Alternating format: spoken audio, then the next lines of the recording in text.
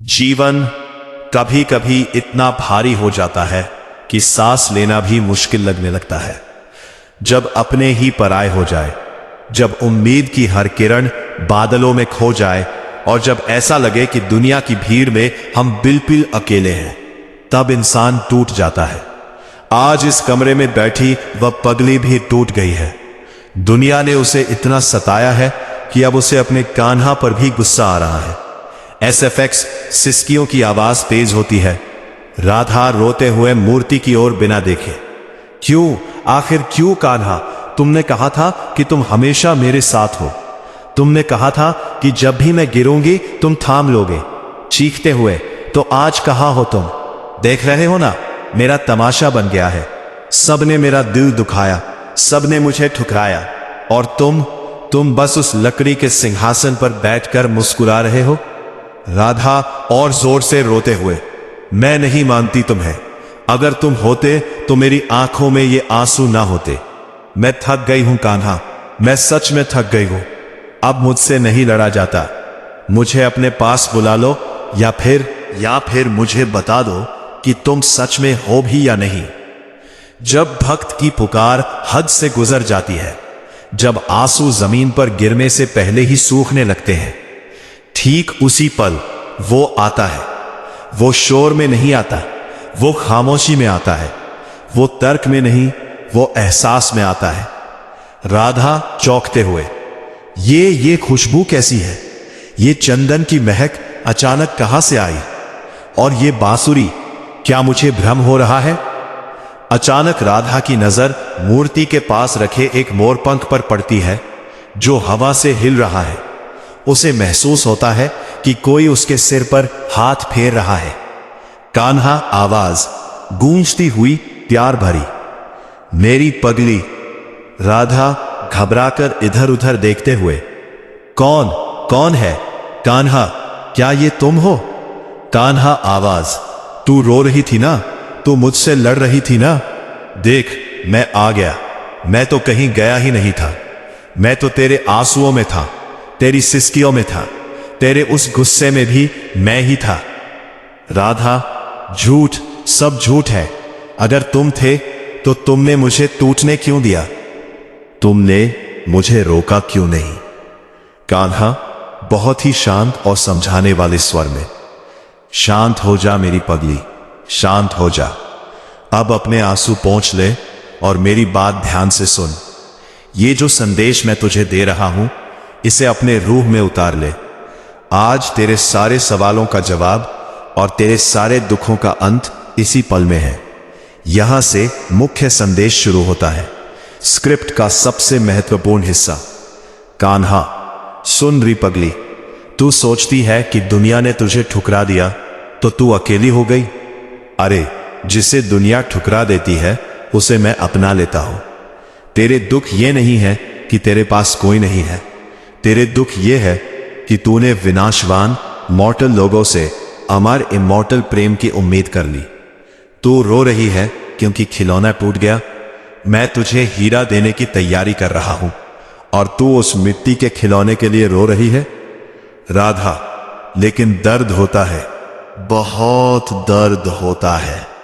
कान्हा, मैं जानता हूं, मैं हर उस पल वहां था जब तेरा दिल दुखा, जब तूने रात को तकिए में मुंह छिपाकर अपनी चीखें दबाई थी। तब मैंने ही तुझे नींद की थपकी दी थी।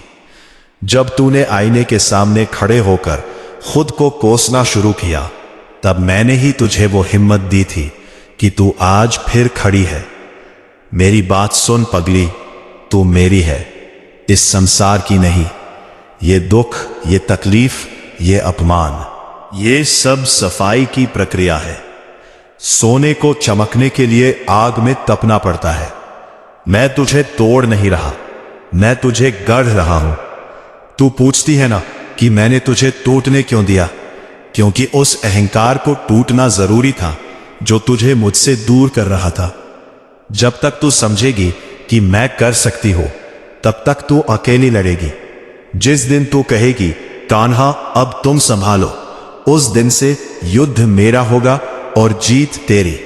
सीन 4, समर्पण और गीता का सार। दृश्य। राधा का गुस्सा शांत हो रहा है।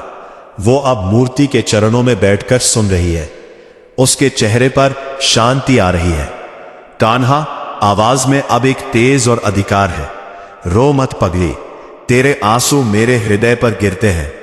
क्या तुझे पता नहीं कि तू किसकी शरण में है? मैं वो हूं जिसने गोवर्धन पर्वत को उंगली पर उठाया था। क्या मैं तेरे जीवन का ये छोटा सा बोझ नहीं उठा सकता? मैं वो हूं जिसने द्रौपदी की लाज बचाई थी। क्या मैं तेरे सम्मान की रक्षा नहीं करूंगा? बस एक शर्त है मेरी। राधा, क्या शर्त है कान्हा? मैं सब करने को तैयार हूं। कान्हा, विश्वास, अधूरा नहीं, पूरा विश्वास। ऐसा विश्वास नहीं कि कान्हा करेंगे या नहीं, बल्कि ऐसा विश्वास कि कान्हा है तो चिंता कैसी। अपनी सारी चिंताएं, अपना सारा भविष्य, अपने सारे डर एक पोटली में बांध और मेरे चरणों में रख दे।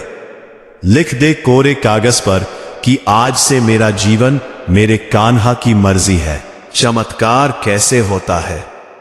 तूने लोगों का हाथ पकड़ा, इसलिए तू गिर गई। अब मेरा हाथ पकड़, मैं तुझे गिरने नहीं दूंगा। लोग तुझे जज करेंगे, मैं तुझे सिर्फ प्रेम करूंगा।